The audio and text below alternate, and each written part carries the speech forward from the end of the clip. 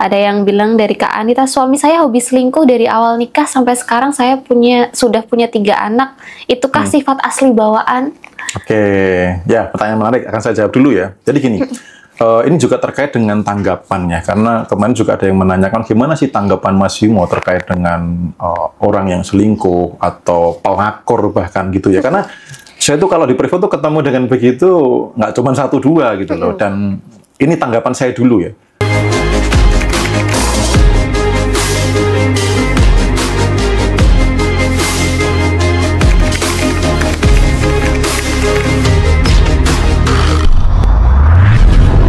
Tanggapan saya adalah saya tidak melihat itu adalah diri yang sebenarnya. Termasuk tadi yang dibilang orang hobi selingkuh itu karakter sebenarnya, no, bukan. Jadi saya melihat orang pelakor, orang peselingkuh dan lain sebagainya, termasuk korban perselingkuhan, sebenarnya itu bukan diri yang sebenarnya. Oh, gitu. Dia hanya korban dari masa lalu, fix. Itu sudah pasti, kalau itu saya telusur ke belakang, pasti ada energi kekurangan yang masih memancar sampai ketemu dengan saya itu. Gitu. Jadi misalkan ada orang yang misalkan selingkuh gitu ya, saya tidak akan adjustment bahwa ini manusia hina, saya tidak akan adjustment bahwa ini orang yang tidak layak ketemu saya atau apa tuh, enggak. Saya melihat ini adalah korban gitu loh. Ini adalah korban gitu.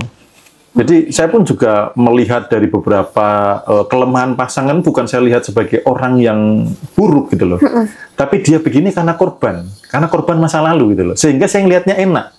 Kalau misalkan, wah memang karakter istri saya begini, waduh menderita gitu loh. Tapi ketika saya melihat ini ada luka yang belum sembuh, ini ketika sembuh maka beres, maka atensinya adalah bagaimana saya menyembuhkan luka dia. Oke. Gitu ya. Maka contoh nih, kok suami hobinya selingkuh, dia pasti tidak bahagia kok. Dia pasti tidak bahagia. Setelah selingkuh pasti tidak bahagia. Karena apa? Selingkuh itu tidak bisa mengobati luka masa lalunya. Kalau bisa, harusnya sekali itu selesai. Iya. Ibarat kata gini, misalkan Mei ada luka kena gores gitu ya, kemudian diobatin sembuh. Masih perlu obat lagi enggak? Enggak perlu. Jadi ini bukti bahwa selingkuh tidak mengobati luka masa lalu. Maka luka masa lalu diobati dengan cara lain. Gitu. Nah ini butuh kemengertian dari pasangan. Jadi ibarat kata nih, misalkan suamiku selingkuh, ini jiwanya sedang tersesat. Ini belum nemu arah jalan pulang yang benar. Ini ada luka yang belum sembuh. Maka sebagai pasangan bagaimana menyentuh dia dengan penuh cinta, bagaimana membantu menyembuhkan.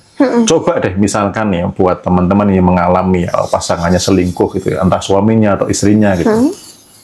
Coba ajak ngobrol pelan-pelan, santai, pas kondisi rileks, enjoy, atau pas habis nganu itu adalah paling tepat buat ngobrol ya.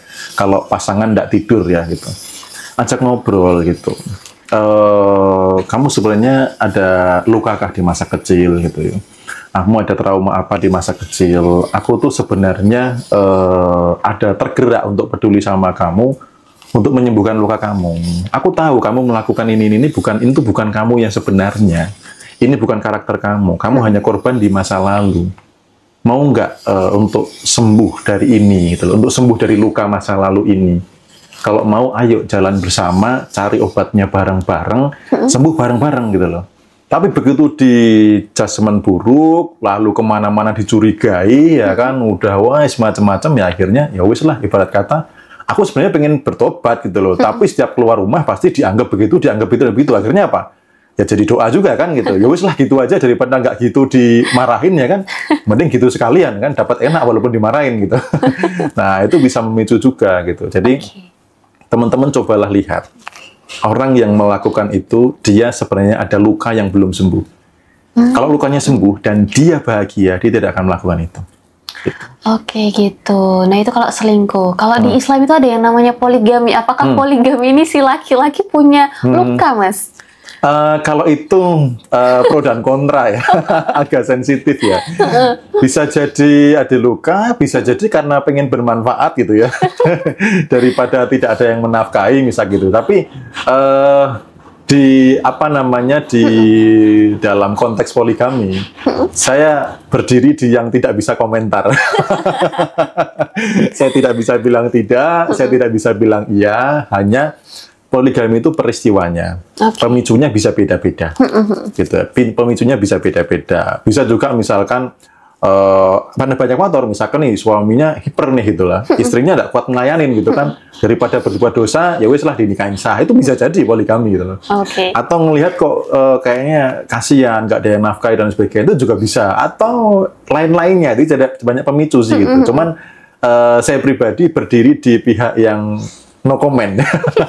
Apakah di sisi pro dan kontra, saya cukup mengamati saja gitu. Oke, begitu.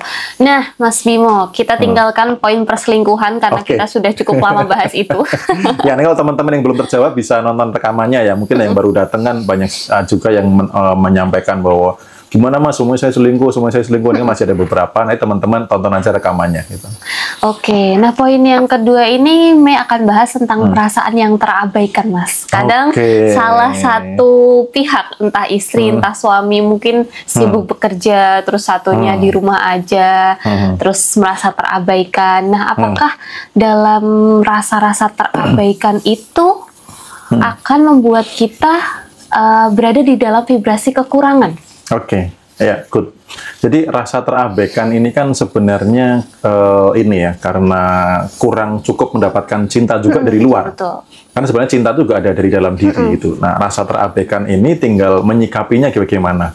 Gitu loh. Makanya teman-teman gini, misalkan nih ya sebagai istri, misalkan nih yang sebagai istri gitu ya, karena rata-rata yang bekerja, kebanyakan suami, walaupun ada istri bekerja juga, gitu, akhirnya mungkin merasa terabaikan.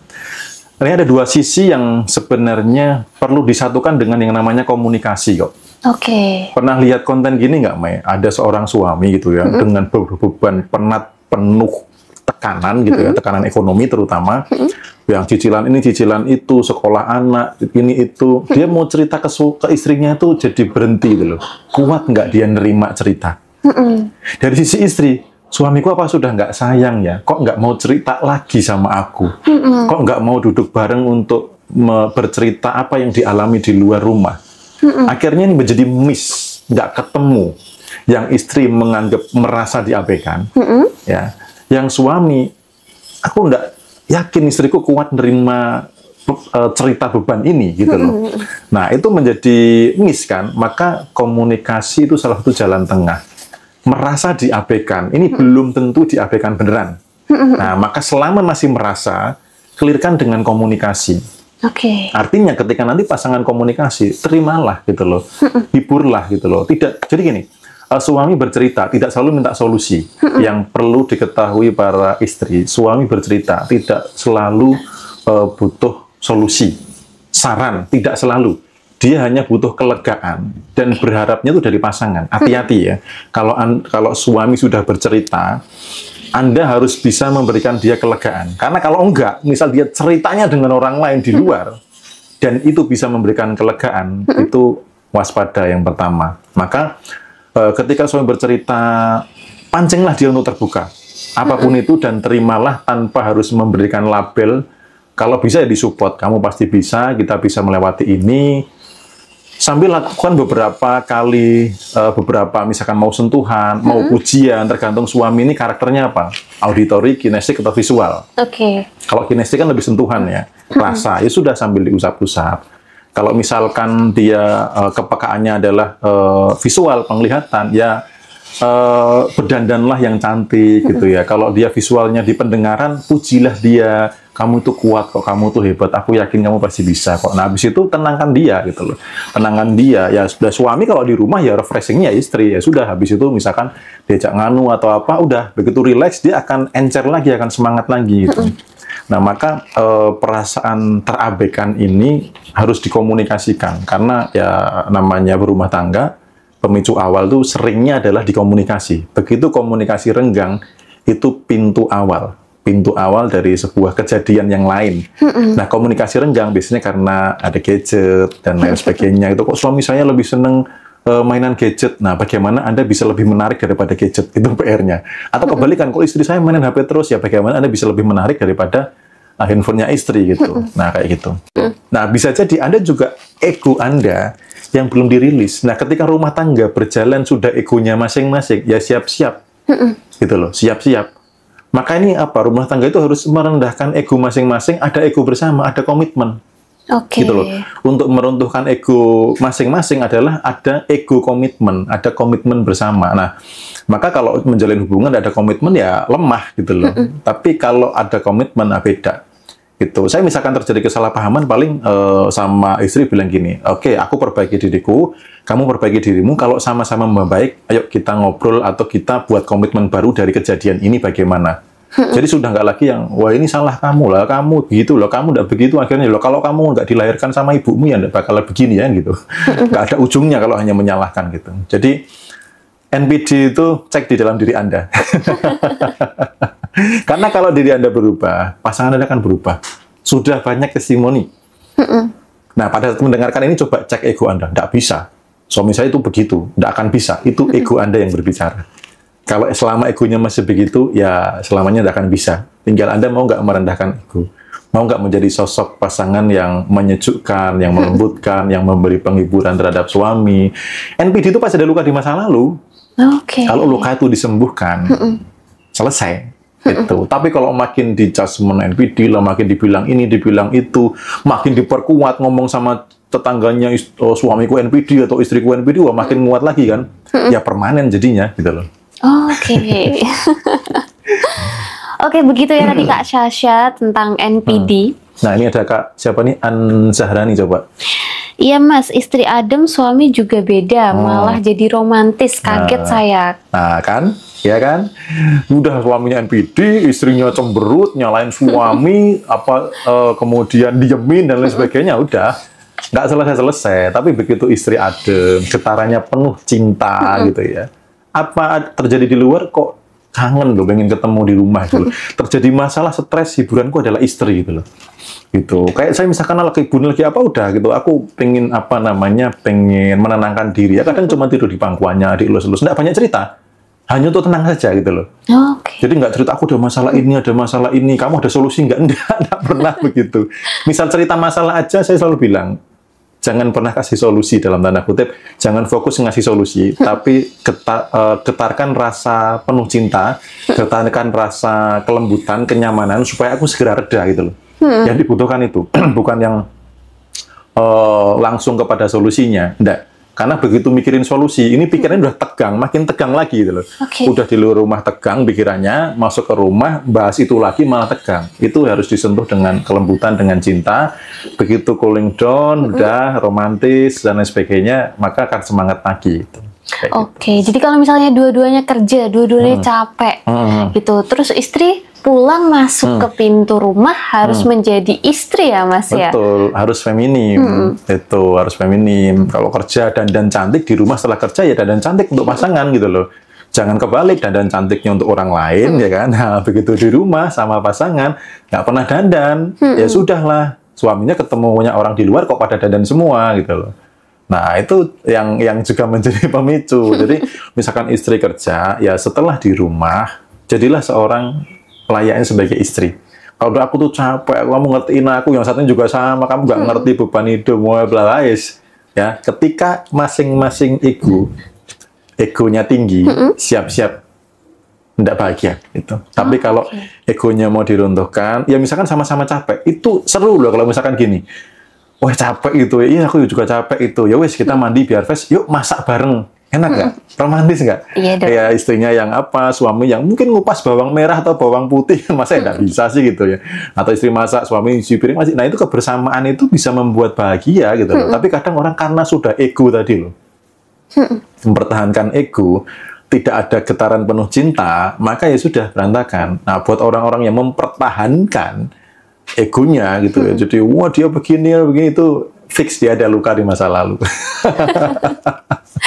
Kalau case-nya begini Mas, kita sudah punya anak nih ya kan, dua-duanya kerja mungkin, atau mungkin ibunya atau istrinya ini di rumah capek ngurus anak, mungkin anaknya 2 atau 3 gitu kan, masih nakal-nakalnya, terus suami pulang, mereka kesulitan untuk quality time bareng. Itu gimana Mas? Karena ini kan ada bocil-bocil nih, ada ekornya ini ngintil kemanapun, itu gimana nanti solusinya? Pasti ada celah, ada solusi kok, pasti ada. Walaupun mungkin itu hanya seminggu sekali, pasti bisa. Ya memang kadang ada awal di kondisi yang ini nggak memungkinkan, tapi bisa kok gitu. Tapi selalu bisa. Yang penting didasari dengan tadi nggak saling ego, terus penuh cinta gitu loh. Karena kadang juga itu orang fokusnya di alasan gitu loh. Oh, gimana mas lah, anakku masih kecil, tidur harus bareng sama aku dan lain sebagainya gitu kan. Nah itu yang kadang udah jadi program fix kayaknya nggak bakal berubah. Gitu. Saya dulu awalnya juga saya pikir anak saya nggak bakal berani tidur sendiri gitu loh. Nah ternyata tanpa saya suruh gitu kan sudah punya kamar sendiri, aku tak tidur sendiri ya gitu loh. Nah itu kadang kalau kita batasin atau memprogram anak gitu ya, oh mungkin ditakut-takuti lah macam-macam dan sebagainya, akhirnya apa? Nggak mandiri juga gitu. Jadi pasti semua itu ada solusinya. Kalau kita mau nggak saling ego, kita mau berpikir jernih, kita tenang, kita termasuk solusi finansial. Contoh misalkan suami kerja, istri kerja, bisa loh dengan suami kerja saja rezekinya lebih banyak gitu loh. Itu bisa. Nah kadang kalau orang sudah ngunci, gimana kalau nggak bantu suami dan sebagainya? Masa sih kita hidup hanya untuk uang saja kan gitu? Padahal istri juga bisa di rumah yang membantu suami rezekinya makin lancar gitu. Nah nanti di karyaku yang tertunda ada itulah. Karena yang mau segera rilis ini yang bangkrut dari keterpurukan dan kaya yang awet, terus kemudian nanti ada terkait dengan kebangkitan spiritual. Nah nextnya ini saya sudah dapat petunjuk untuk memberikan tulisan terkait dengan istri bisa berdampak ke lancarnya rezeki suami walaupun dia hanya di rumah. Kan kadang orang mikirnya gini, kalau apa namanya nggak ikut kerja, kayaknya nggak bisa mendatangkan rezeki. Enggak, padahal di rumah tuh bisa. Dan itu bisa mensupport, bisa mengubah rezeki suaminya menjadi luar biasa. Jadi ada cara di situ yang tidak harus akhirnya sama-sama kerja, sama-sama sibuk. Anak kan jadi korban. Kurang edukasi, kurang kasih sayang, dan lain sebagainya. Makanya ya anak-anak zaman sekarang ya bisa kita lihat. Tadi ada luka, nggak dapat cinta, dia akan cari pelarian di luar. Dan ya itu membuat karakter anak-anak sekarang rada miris sih. Beberapa mengalami hal yang kecanduan gadget, nggak tahu tata krama, ya kan, nggak bisa diatur, nggak peduli dengan kehidupan luar. Yang penting hidupku tuh ya hanya aku dan gadget level gameku gitu. Jadi nggak pernah mikirnya. Karena apa? Tidak pernah dapat edukasi yang cukup dari orang tua gitu.